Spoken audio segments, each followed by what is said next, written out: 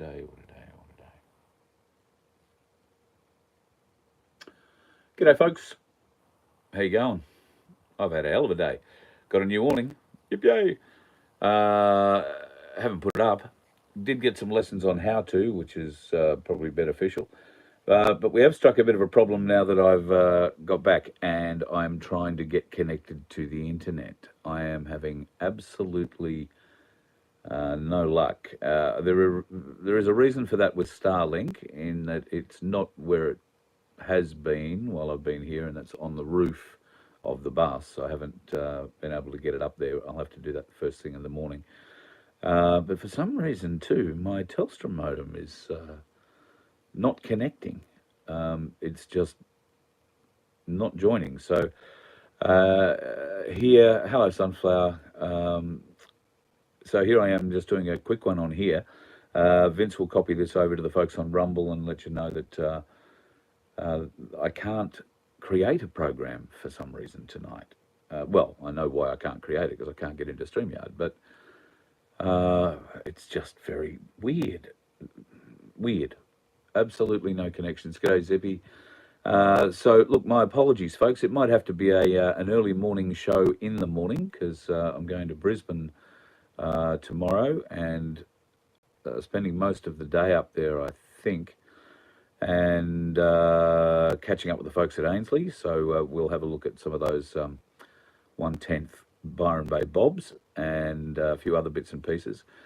And we'll endeavour to be getting down to Byron in the not too distant future to have a Byron Bob festival of, well, it won't be really a festival, it'll just be a night down there where we can introduce everybody to it. And if you want to come down and join, the community down there is already quite large. Come down and be part of it. We'd love to see you as part of that.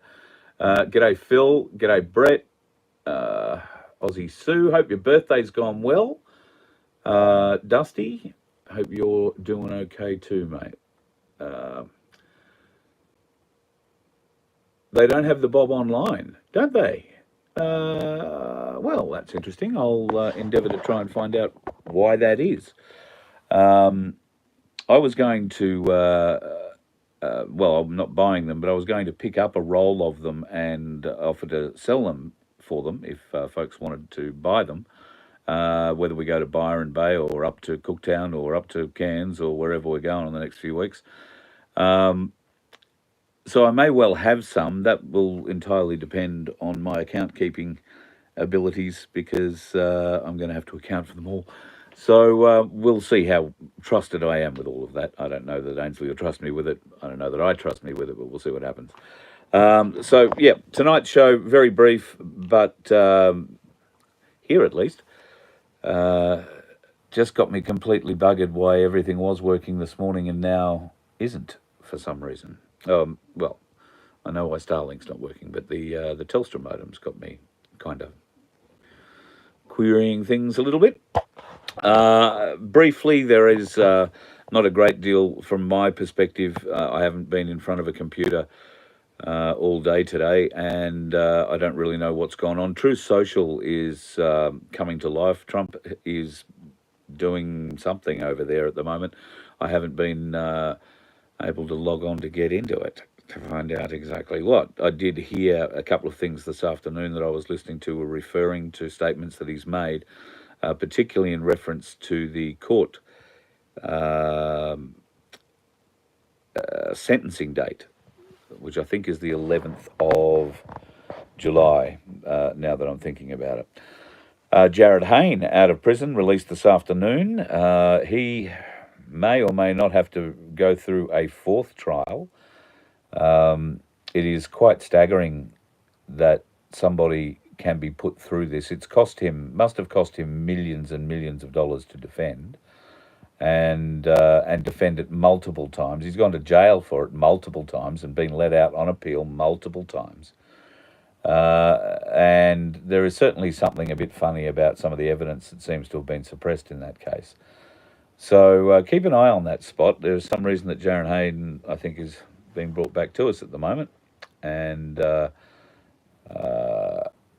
don't know if it's good or bad, put it that way. I had a very interesting conversation today with a couple of guys. Well, one of them was putting the awning on, wanted to learn a bit more about what we talk about, and it's really good to see so many people are now asking questions. They're not afraid to, and they're not asking them in that mocking tone. Have you noticed that? If you are that person in your group, the one that was on the outer because you didn't get involved with any of the bullshit that we were being force fed, then you might have people coming to you at the moment and asking you questions in a very polite and nice way. Not accusing you of being some demented fool with a tinfoil hat. That's what my experience was today with a couple of people. In fact, one, as I said, putting on the awning, he enjoyed what we talked about so much he got a photo with the bus. And I was pulled up at a truck stop shortly after that and got into a conversation with a couple of truck drivers who were just getting their smoko or their lunch or whatever it was at the time. And that was pretty good too. So very enlightening conversation with those guys. They're very much on our side, but have not been out vocally supporting, haven't been to rallies, haven't really got active with it online. Yes, those two fellas in particular were both jabbed. They had to be to keep their jobs driving for this particular trucking company. They felt coerced into it. One of them didn't feel too bad at the time. It was just, oh, well, it's what you got to do, and never gave it a second thought. And the young bloke said he never even doubted it for a second. It was, yeah, if I want to go out and have a life, that's what I'm going to have to do. So, and it was no biggie to him. So he has had a health issue, which we would say is probably got something to do with the jibbity jab. His doctors are saying no, it's got nothing to do with that, of course. But they did take all the information I could give them about how they could potentially cleanse themselves, and there is a lot of that available at the moment. In fact, I was talking to Vince, trying to explain to him the issues I was having trying to get connected, and I said to him, I'm going to do a little cooking segment, probably over the weekend. We might do it in a couple of parts, maybe 3 parts, because it'll take a good couple of hours and more to make what I'm planning on making, provided I can find the right ingredients. So watch out for that some stage over the weekend. It could be a mess, it could be funny, it could be absolute shite. You never know what it'll turn out to be. But hopefully it'll be very good for you, me, and any others who decide to follow it. Health food, health kick, call it whatever you will. We'll attempt to give it a go at the very least. So, all right, folks, I'm not going to hold you up too long tonight because it is off the phone. All the stuff that I had prepared is sitting here on a computer. I can't show you any of it, unfortunately. So I'm going to go away and try and reboot things. I don't know what else I can do. If I do happen to get a stable connection back up and going at some stage at a reasonable hour tonight, I will endeavour to put on a show. But failing that, tomorrow morning, I've got to find out what time we're off to Brizzy, but tomorrow morning early, I would suggest probably somewhere between 8 and 9 o'clock I'll fire up. If I can, well, I'm sure I can get Starlink up. It's only a matter of climbing on the bus roof. I just don't want to do it in the dark, and it's very windy here at the moment, so don't want to be up there flailing around in the wind. I'd make a hell of a splat if I came off the bus. Yuck. All right, folks, love you very much. Have a great evening wherever you are. Buckled down in the southern states. Cold weather is coming your way. I heard that the top temperature, I think tomorrow or over the weekend in Melbourne, is going to be 4 degrees. I remember those lazy southerlies as they come through. They call them lazily because they don't blow around you. They just go straight through you. It doesn't matter what you're wearing. Bloody cold. And I don't think Sydney's that much warmer. I think it's going for a top of 6. Adelaide is also going to be freezing cold. And our good friends in Tasmania have stopped reporting. That's how cold it is in Tassie. The brass monkeys have just given up. So, cold snap on our way.